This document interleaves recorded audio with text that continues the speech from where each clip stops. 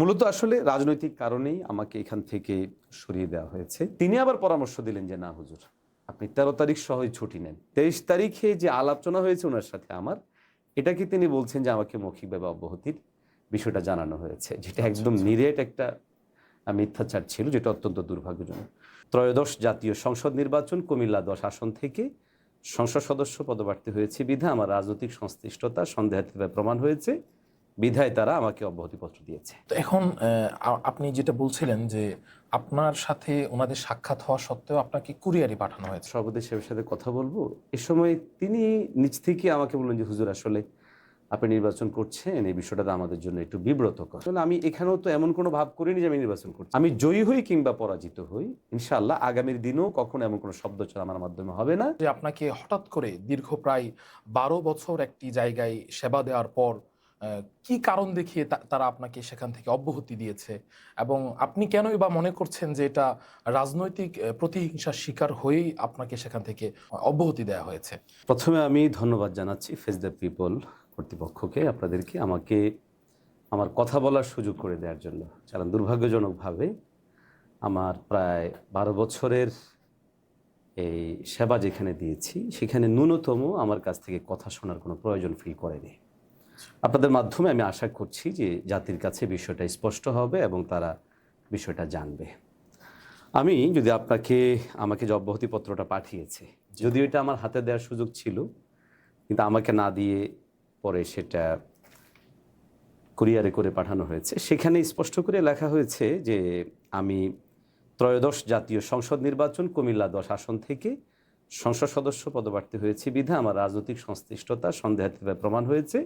বিধায় তারা আমাকে অব্যাহতিপত্র দিয়েছে। তার মানে ক্লিয়ারলি আমার নির্বাচন এবং নির্বাচনকে কেন্দ্র করেই আমার এই অব্যাহতি দেয়া। এখানে যে কয়েকটা বিষয় মৌলিকভাবে নিয়ে আসা হয়েছে।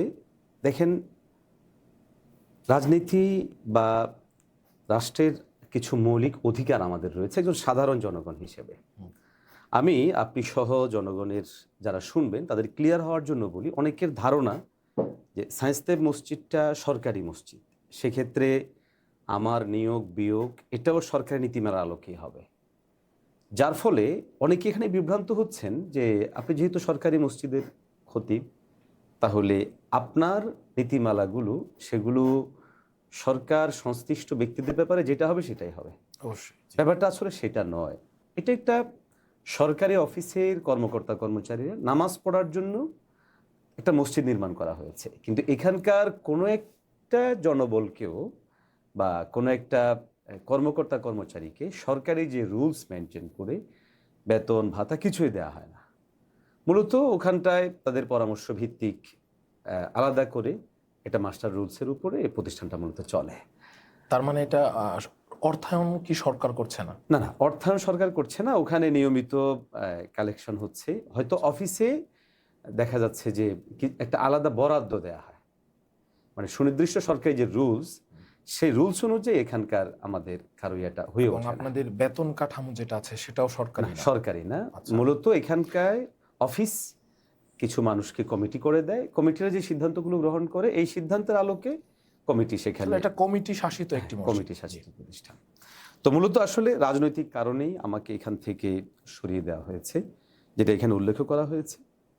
আর এর পিছনে আপনি তো রাজনীতি শুধুমাত্র এই গত এই মানে ত্রয়োদশ জাতীয় সংসদ নির্বাচন কেন্দ্রিক রাজনীতি করছেন না, না। আপনার রাজনৈতিক ক্যারিয়ার তো আরো অনেক অনেক আগে আগ থেকেই থেকে, শুরু জি, হয়েছে। এবং সেটা প্রকাশ্য। জি। আমি ইসলামী আন্দোলন বাংলাদেশের কেন্দ্রীয় নির্বাহী সদস্য হিসেবেও প্রায় ১ বছরের বেশি সময় ধরে কাজ করছি। হুম। জি। তো এখন আপনি যেটা বলছিলেন যে আপনার সাথে উনাদের সাক্ষাৎ হওয়া সত্ত্বেও আপনাকে কুরিয়ারে পাঠানো হয়েছে। আমরা সামাজিক যোগাযোগ মাধ্যমে আপনার পোস্ট থেকে যেমনটা জেনেছি যে আপনি গত শুক্রবার সেখানে উপস্থিত হয়েছিলেন সশরীরে, এবং আমরা বিভিন্ন নিউজ মাধ্যমে দেখছিলাম যে তারা বলছিল যে আপনাকে রুমে ঢুকতে দেয়া হয়নি বা আপনাকে অব্যাহতি দেওয়া হয়েছে ৩ মাস আপনি সেখানে নামাজ পড়াননি।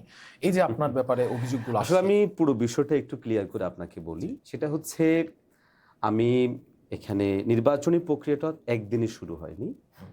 নির্বাচনী প্রক্রিয়া ২৪-এর গণঅভ্যুত্থানের পরপরই শুরু হয়েছে এবং তখন থেকে আমি অ্যাক্টিভ। আশা করি আমার ফেসবুক, সামাজিক যোগাযোগের মাধ্যমে যে কেউ প্রবেশ করলেই তারা সেটা অনুভব করবে, এবং আমার মুসল্লিরাও জানেন।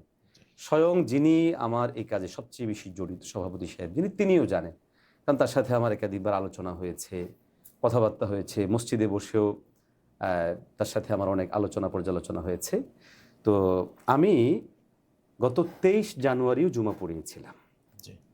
তো জুমা পড়িয়ে আমি নিয়ম অনুযায়ী ভাবলাম, যেহেতু সামনের একদম পিক টাইম, যার জন্য আমি ভাবলাম যে ছুটি নিয়ে যাই, সামনের জুমাগুলো তো পড়াতে পারবো না।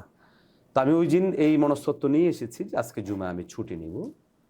তো নামাজের পর সভাপতি সাহেবের সাথে কথা বলবো, এ সময় তিনি নিজ থেকে আমাকে বললেন যে হুজুর, আসলে আপনি নির্বাচন করছেন, এই বিষয়টা আমাদের জন্য একটু বিব্রতকর। আমি বললাম যে নির্বাচন করা বিব্রতকর হবে কেন?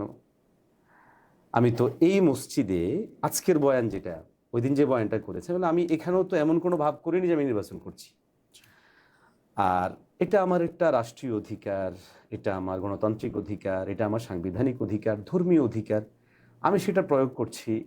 আমি সেটা করতে গেলে আপনারা বিব্রত হবেন কেন? তো তখন তিনি আমাকে যুক্তি দিলেন যে হুজুর দেখেন, আসলে আপনি যখন একটা দলের হয়ে নির্বাচন করছেন, আপনি একটা সাইড হয়ে যাবেন। সাইড হয়ে গেলে তখন আপনার যে ব্যাপক জায়গাটা, সে জায়গাটা কতটুকু থাকবে? তখন আমি তাকে বললাম, দেখেন, আপনি তো আমাকে এই মেম্বরে আজকে প্রায় 12 বছর যাবৎ দেখছেন। আপনি বলুন তো, আমার একটা শব্দ চয়ন এমন ছিল কিনা যেটা সুনির্দিষ্ট কোনো দলের প্রতি কাউকে আকৃষ্ট করে, কিংবা সুনির্দিষ্ট গোষ্ঠীর প্রতি কাউকে আকৃষ্ট করে? তিনি বলেছেন যে না। তাই বলছি, আপনি নিশ্চিত থাকেন, আমি জয়ী হই কিংবা পরাজিত হই, ইনশাআল্লাহ আগামীর দিনেও কখনো এমন কোনো শব্দচয়ন আমার মাধ্যমে হবে না যেই শব্দচয়নের কারণে আপনাদেরকে বিব্রত হতে হয়। তো ইনশাআল্লাহ আশা করি এটা হবে না। তো তখন আমি ওনাকে বললাম যে আমার ছুটি দরকার। তো তখন আমি চেয়েছিলাম যে আমি, নির্বাচন তো 12 তারিখে হবে, 13 তারিখটা ছুটি না কাটাতে, বরং 2 জুমা ছুটি কাটাবো।